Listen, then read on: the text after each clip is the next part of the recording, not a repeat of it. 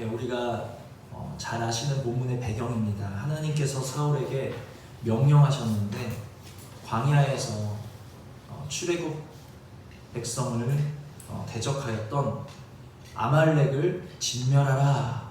이렇게 하나님께서 아말렉을 진멸하라고 사울에게 명하셨어요. 표면적으로는 이것이 명령입니다. 그러나 이 전쟁 명령에 숨겨진 진짜 의미가 있었어요. 그것이 무엇입니까?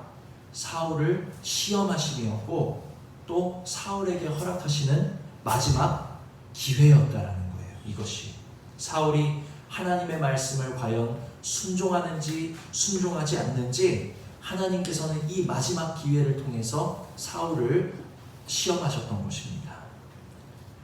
이 전쟁의 결과는 어떻게 됐습니까? 이스라엘 사울의 승리였습니다. 13절을 보시면 사무엘이 사울에게 이른즉 사울이 그에게 이르되 원하건대 당신은 여호와께 복을 받으소서. 내가 여호와의 명령을 행하였나이다.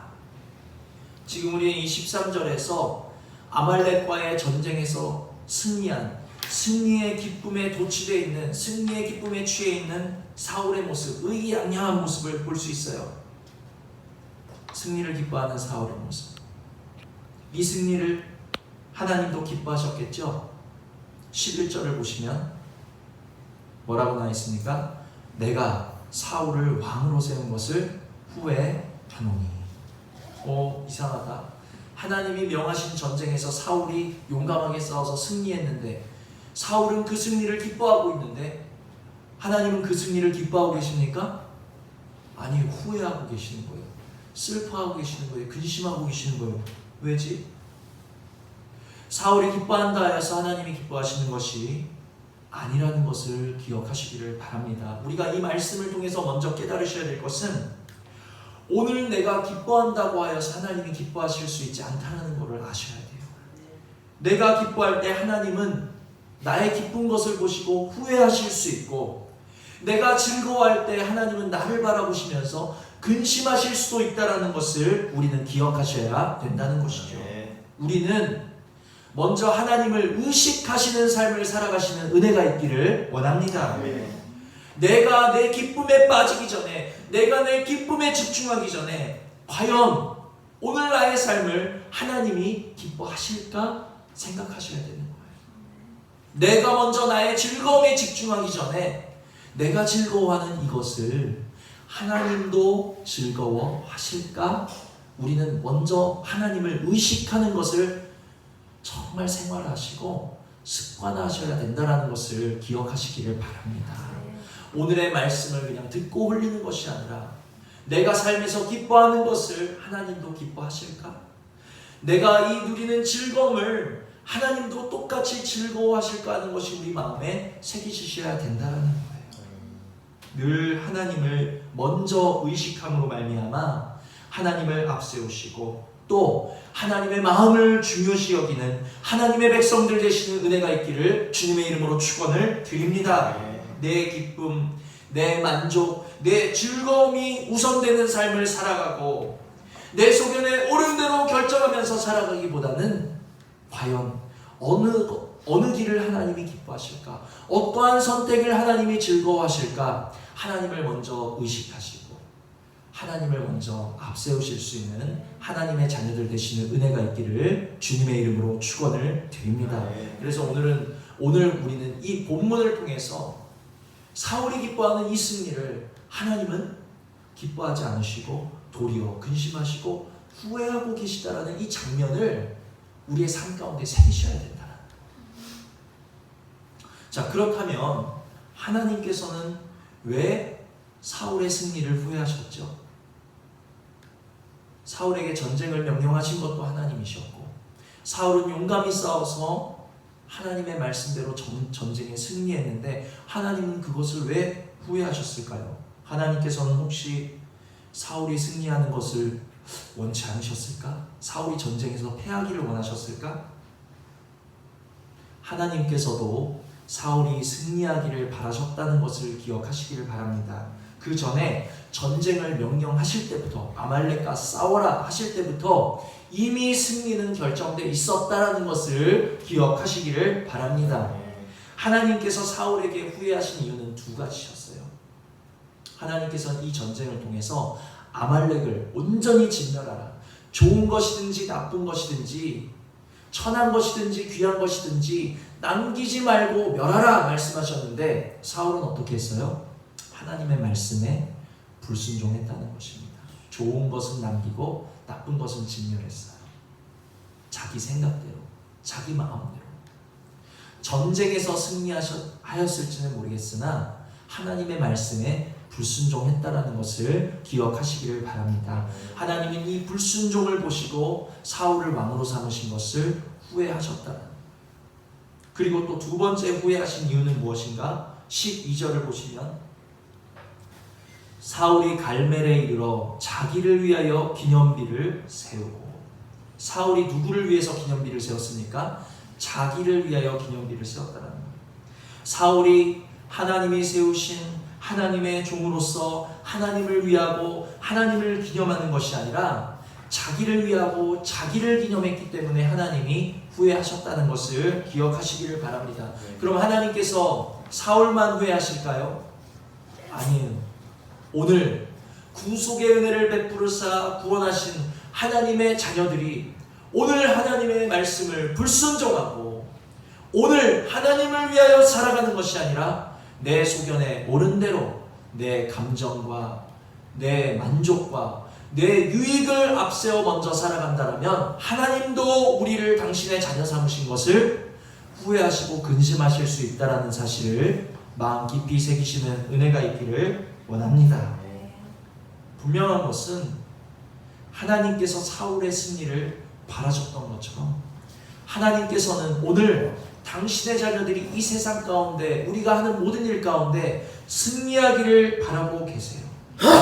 조금 더 정확히 말한다면 우리가 예수 믿은 순간부터 우리는 이미 승리했다는 사실을 기억하시기를 바랍니다. 우리가 예수 믿은 순간부터 이미 우리에게 승리의 결과물이 주어질 것은 예정된 사실이라는 거예요.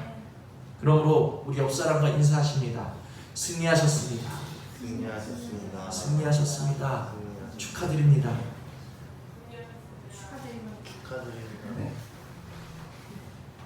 문제는 우리는 이미 주의 자녀가 된 그 순간부터 우리가 예수님을 믿은 그 순간부터 우리에게는 승리가 예비되었다는 거예요.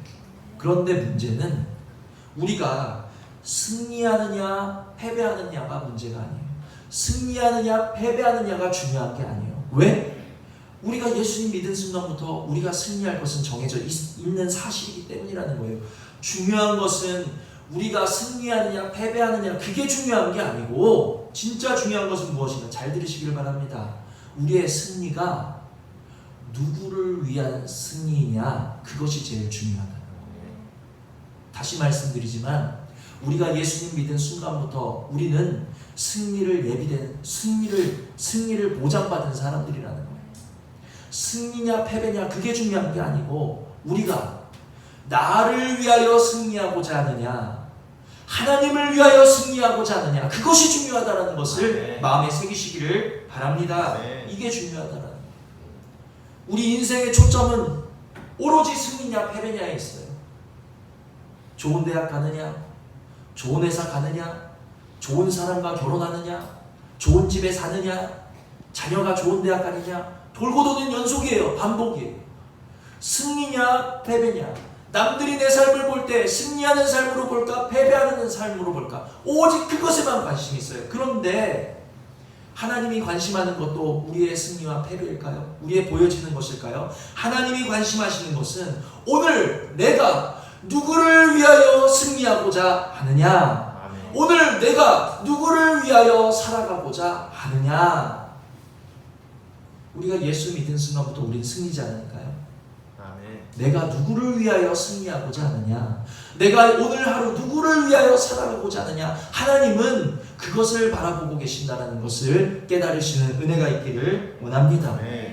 하나님을 위해 승리하기 원하는 사람 하나님을 위해 살아가는 사람은 어떤 사람입니까? 하나님의 말씀에 순종하는 사람. 아멘. 자기를 위하여 기념비를 세우는 사람이 아니라 하나님을 기념하는 사람이라는 것을 기억하시기를 바랍니다. 아멘. 하나님을 기념하는 사람의 말에서는 내가 나오는 것이 아니라 하나님이 나온다는 것을 기억하세요. 아멘. 대표적인 하나님을 위하여 승리하는 사람, 하나님을 살아가는 사람으로 누가 있을까요? 다윗이 있습니다. 다윗. 하나님을 위해 승리했던 사람, 다윗. 그런데 반대로 나를 위해 승리하고 나를 위해 살아가기 원하는 사람은 어떤 모습일까요? 하나님의 말씀에 순종하지 않습니다. 불순종합니다. 누구를 위해 기념비를 세웁니까? 자기를 위해, 나를 위해 기념비를 세웁니다. 그의 삶에서는 누가 나타나요? 하나님이 나타나는 것이 아니라 그의 승리 속에는 오직 나만 드러나고 나만 나타난다는 거예요. 나를 위해 승리하는 사람, 나를 위해 살아가는 사람, 대표적으로 오늘 말씀에 나오는 사울을 들 수 있다는 것입니다. 지금까지 말씀드린 것은 우리 삶에 있어서 승리가 중요하다, 중요치 않다? 중요치 않다는 거예요. 우리가 승리하느냐 패배하느냐는 중요하지 않아요. 왜? 우리는 예수 믿은 순간부터 승리되어지기로 작정되어지고 예비되어지고 승리를 선물로 마침내 받을 사람들이기 때문에 승리냐 패배냐가 중요한 게 아니에요.